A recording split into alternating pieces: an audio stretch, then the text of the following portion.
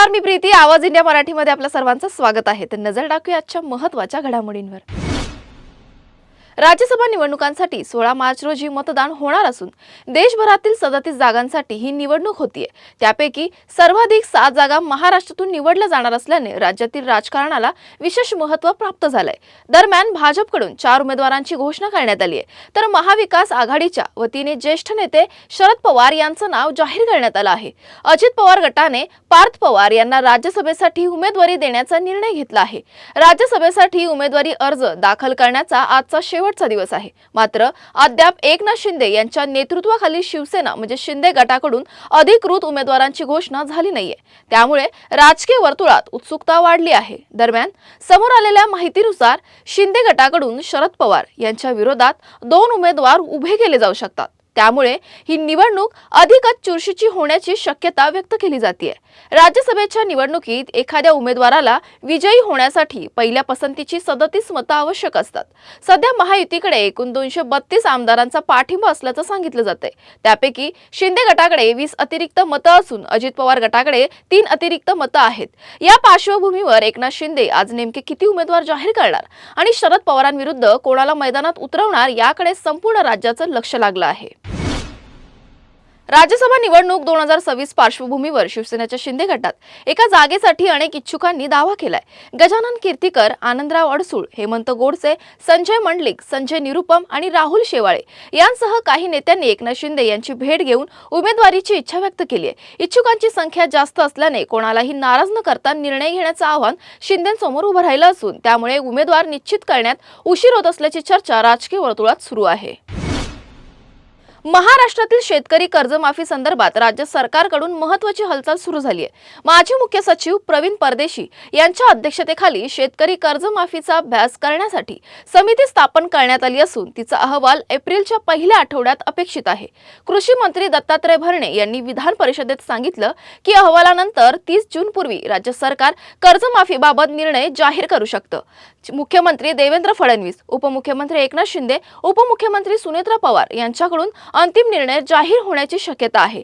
यावेळी कृषी मंत्री भरणे यांनी सांगितलं की शेती अधिक सक्षम आणि आधुनिक करण्यासाठी महाराष्ट्राने 2025 ते 2029 या कालावधीसाठी स्वतंत्र कृत्रिम बुद्धिमत्ता धोरण जाहीर केलं आहे. असं धोरण राबवणारे महाराष्ट्र हे देशातील पहिलं राज्य ठरलं आहे. माय ॲग्री या AI धोरणाअंतर्गत शेतीमध्ये AI, जनरेटिव्ह AI, ड्रोन आणि रोबोटिक्सचा वापर केला जाणार आहे. यामुळे हवामानाचा अचूक अंदाज, कीड रोगांचा पूर्व इशारा, सिंचन व खत व्यवस्थापन तसेच बाजारभावाचा अंदाज यांसारख्या सुविधा शेतकऱ्यांना मिळणार आहेत. मुंबई उच्च न्यायालयाने महत्त्वपूर्ण निर्णय घेतला आहे, ज्यात केवळ व्हॉट्सअप चॅटच्या आधारे आणि जोडीदाराला प्रतिवादी करण्याची संधी न देता क्रूरतेच्या कारणावरून घटस्फोट देणं योग्य नाही असं स्पष्ट केलंय. नाशिकच्या कौटुंबिक न्यायालयाने पतीला घटस्फोट मंजूर करताना पतीच्या सादर केलेल्या व्हॉट्सअप चॅटला आधार बनवलं होतं, ज्यात पत्नीने पुण्यात वेगळं राहण्याची मागणी केली आणि सासू व ननंद यांच्याविषयी अवमानकारक वक्तव्य केलं होतं. कौटुंबिक न्यायालयाने या चॅटच्या आधारे पत्नीने पतीवर मानसिक क्रूरता केली आणि दबाव टाकला असं मानून घटस्फोट दिला होता. तथापि उच्च न्यायालयाने हा आदेश रद्द करत प्रकरण पुन्हा कुटुंब न्यायालयाकडे सुनावणीसाठी पाठवलंय.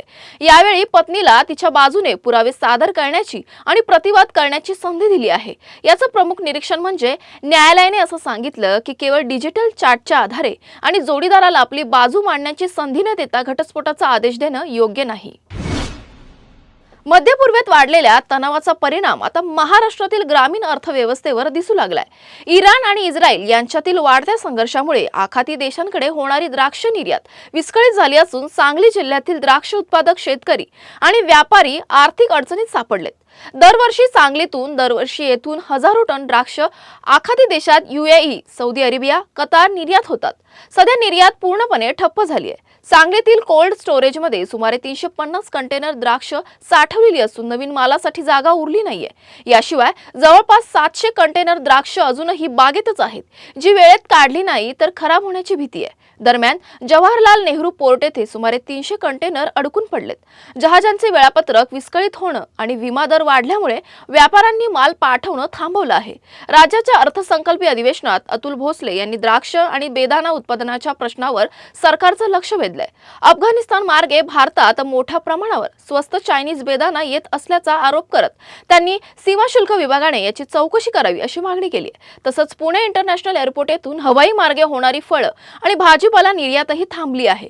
दुबई आणि अबुधाबीची विमानसेवा विस्कळीत झाल्याने गेल्या काही दिवसात माल वाहतूक बंद झाली आहे। त्यामुळे शेतकऱ्यांना निर्यातीसाठी आणलेला माल परत नेण्याची वेळ आली आहे। अमेरिकेचे राष्ट्राध्यक्ष डोनाल्ड ट्रम्प यांनी इराणसह सुरू झालेल्या युद्धावर नुकतंच मोठं विधान केलंय। अमेरिकेने इराण आणि इस्रायलच्या मदतीने इराणवर हल्ला सुरू केला आहे। या युद्धामुळे परिस्थिती अधिकच तणावपूर्ण बनली आहे। इराणच्या प्रमुख शहरांना लक्ष्य केलं जात आहे आणि इराणचे 2 सर्वोच्च नेते अमेरिकेच्या हल्ल्यात ठार झालेत। इराणने आपल्या 3ऱ्या सर्वोच्च नेत्याच्या नावाची घोषणा केली आहे। यामुळे युद्धाची तीव्रता वाढली आहे। डोनाल्ड ट्रम्प यांनी या युद्धातील अमेरिकेच्या स्थितीवर भाष्य करत आम्ही मजबूत स्थितीत आहोत, इराणचे नेतृत्व कमकुवत होऊ लागले असं सांगितलं। ट्रम्प यांनी यासोबतच इराणच्या युद्धनौकेला श्रीलंकेच्या जवळ बुडवलं गेल्याचं आणि त्यांचा बॅलिस्टिक क्षेपणास्त्रांचा साठा नष्ट होत असल्याचंही सांगितलं। तसंच अण्वस्त्र जर इराणच्या हातात गेली तर ते अत्यंत वाईट होईल असा इशारा त्यांनी दिलाय। युद्धाच्या या गंभीर परिस्थितीमध्ये इराणकडून युद्धविरामासाठी चर्चेसाठी तयारी दाखवली असली तरी अमेरिकेने सांगितलं की चर्चेचा वेळ आता निघून गेलाय। इराणकडून अनेक देशांवर हल्ले केले जात आहेत, ज्यात दुबई, कतार आणि कुवेत यांचा समावेश आहे। तसंच इराणने जहाज दिसताच त्याला पेटवून देण्याचा इशारा दिलाय, ज्यामुळे भारतातील एलपीजी गॅसच्या आयातीवर परिणाम होईल। वर्ल्ड पॉलिटिक्सवर युद्धाचा प्रभाव होत आहे आणि संपूर्ण जगाच्या स्थिरतेवर याचा मोठा परिणाम होण्याची शक्यता आहे। ICC T20 वर्ल्ड कपचा उपांत्य फेरीतील दुसरा सामना आज मुंबईतील वानखेडे स्टेडियममध्ये होणार आहे। दुसऱ्या सामन्यात टीम इंडिया आणि इंग्लंड आमने-सामने येणार आहेत।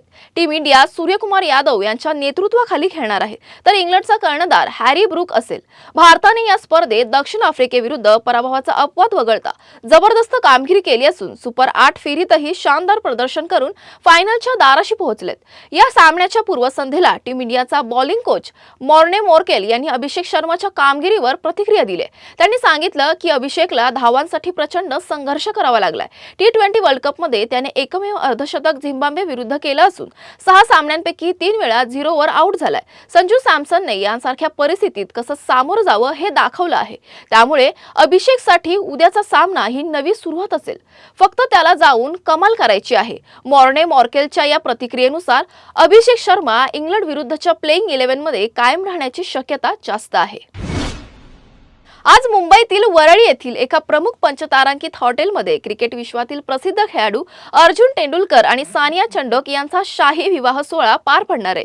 विवाह सोहळ्याला अनेक सेलिब्रिटी, राजकीय नेते आणि खेळाडू उपस्थित राहणार आहेत, ज्यामुळे हा सोहळा आणखीन खास आणि प्रतिष्ठित होईल। अर्जुन तेंडुलकर, सचिन तेंडुलकर यांचा मुलगा आणि सानिया चंडोक यांचा विवाह क्रीडा आणि मनोरंजन जगातील मोठ्या चर्चेला पात्र ठरला आहे।